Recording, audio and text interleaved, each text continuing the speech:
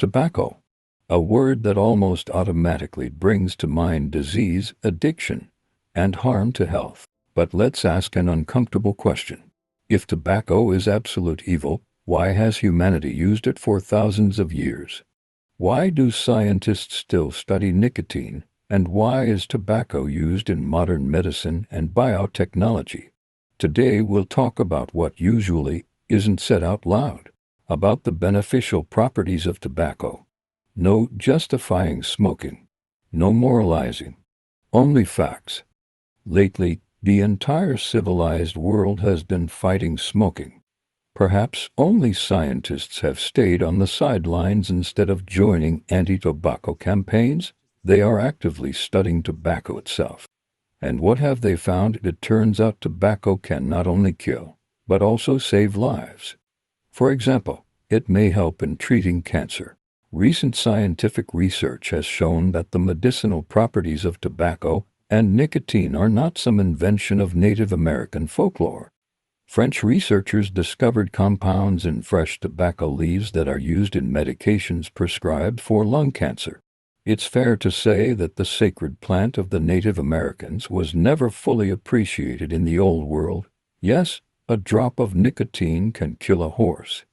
But the difference between fresh tobacco leaves and those used for smoking is enormous. All the beneficial chemical elements and compounds found in the green plant are transformed during combustion into carcinogens that cause diseases of the lungs and respiratory system. So, yes, smoking is unquestionably harmful. But some doctors don't see the issue quite so black and white.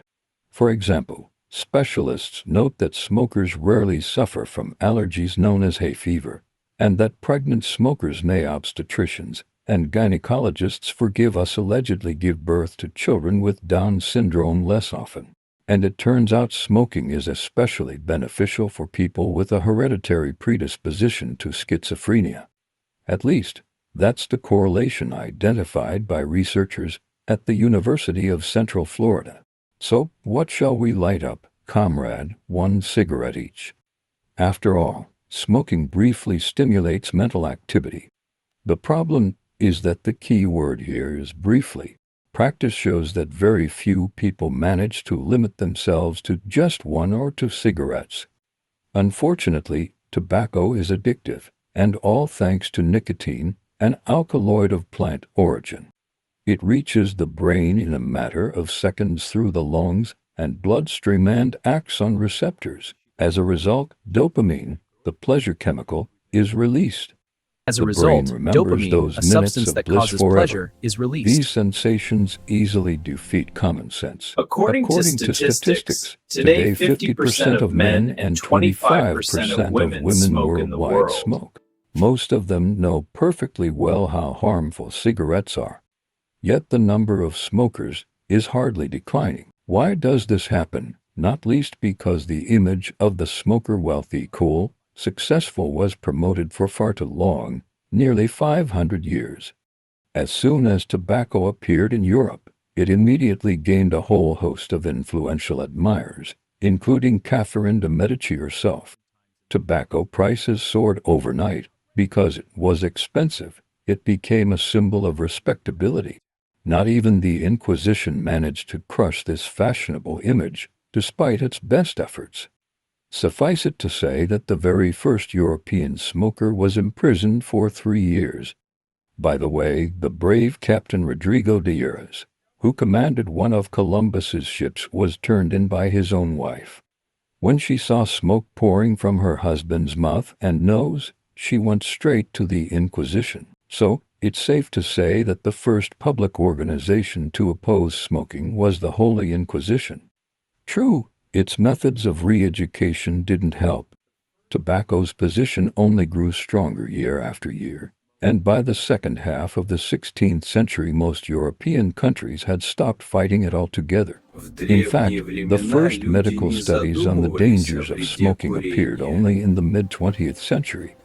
Before that, people were firmly convinced that 1 or 2 or 5 or 10 cigarettes caused no harm to health. It never even occurred to anyone that a harmless habit that distracted and helped people relax needed to be fought. Today's idols of modern Western society are health and sports. Cigarettes are no longer fashionable. Even James Bond, who once smoked so stylishly, has given up the habit. It's no surprise that smoking bans are becoming more widespread in the United States, Germany, England, Belgium, Croatia, and France. Smoking is prohibited in public places, cafes, and restaurants. Finland has gone even further, threatening to eliminate nicotine addiction nationwide by 2040 and taking decisive steps toward that goal. On June 1, 2007, smoking areas were eliminated in all offices at once. There was plenty of outrage, but Finns are a law-abiding people. Moreover, managers at many companies, understanding how hard the first weeks without cigarettes would be for their employees, offered financial assistance of €150 to buy special anti-smoking medications, because the civilized world has long understood that nicotine addiction can and must be treated. And this is, of course, very good news for pharmaceutical companies. Drugs and vaccines designed to break the habit are being developed by every self-respecting pharma giant, because that's where the future lies. Even now, the anti-nicotine market is becoming just as profitable as the tobacco market, and its prospects are even brighter. For the indigenous peoples of the Americas, tobacco was sacred. Native Americans couldn't imagine making peace without it, conducting an initiation ritual, or going on a hunt, and entering into contact with ancestral spirits without smoking the sacred plant was simply unthinkable, especially since communicating with spirits required long preparation. Typically, the shaman who most often called upon the ancestors would spend several days in isolation, abstaining not only from human contact, but also from food and water. Only then would he smoke tobacco and encounter prophetic visions that might suggest how the tribe should act in difficult times. In essence, Native Americans, without realizing it, were relying on the psychedelic effect of tobacco. But don't rush to think that all indigenous Americans were drug addicts. Only strictly defined plant varieties were used for divination, and only strictly defined people visionaries capable of entering altered states of consciousness. Others, of course, also smoked the dried leaves of the plant, but indigenous smoking practices were, so to speak, far healthier. They didn't inhale the smoke the way modern smokers do. And tobacco in the New World wasn't used only for smoking. Fresh tobacco leaves were applied to wounds as a hemostatic agent. Chewing tobacco was used to suppress hunger and treat toothaches.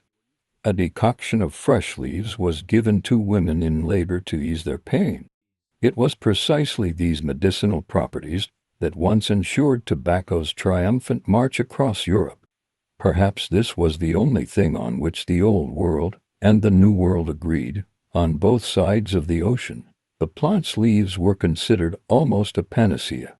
In France, only pharmacists were allowed to sell tobacco. The Spanish doctor Nicolas Monardes calculated that this miracle cure could treat 36 diseases. Tobacco was sniffed, smoked, chewed, mixed with various ingredients, and rubbed into the skin. Interestingly, its medical properties were studied mostly in monasteries. The Holy Fathers eagerly researched the devil's herb. For example, the French priest André Thevet tried to create a cough remedy based on tobacco.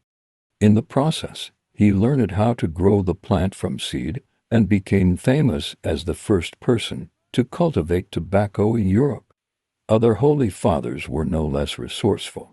They learned to make decoctions from fresh tobacco leaves to thin mucus, as well as sedatives, diuretics, and emetics.